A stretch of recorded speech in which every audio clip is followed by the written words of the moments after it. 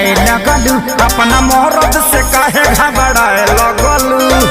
ए जा बोला ना कुछ कहबो न कहनी, डेराए लगलू, अपना मोहरत से काहे घबराए लगलू। देलू दिया बुताई काहे पगलू अनहरिया।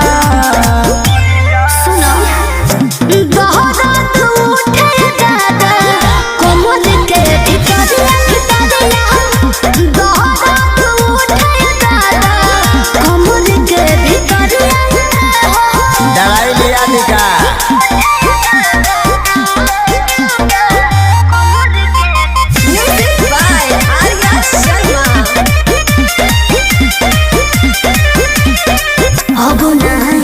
कब तोरा बात में दिल सिखाए तू तो पहले ही रात में। काहे उदास कोई लेलू तू मन हो, तू हो रानी हम दिल के धड़कन हो। सब झूठ बोलता नहीं लोग। आजा अब ना प्रिया कब तोरा बात में दिल सिखाए तू तो पहले ही रात में। काहे उदास कोई लेलू तू मन हो, तू हो रानी हम दिल के धड़कन हो।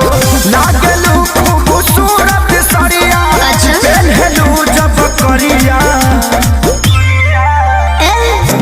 बहुत उठे दादा कोमल के भितरिया भितरिया, बहुत उठे दादा कोमल के भितरिया।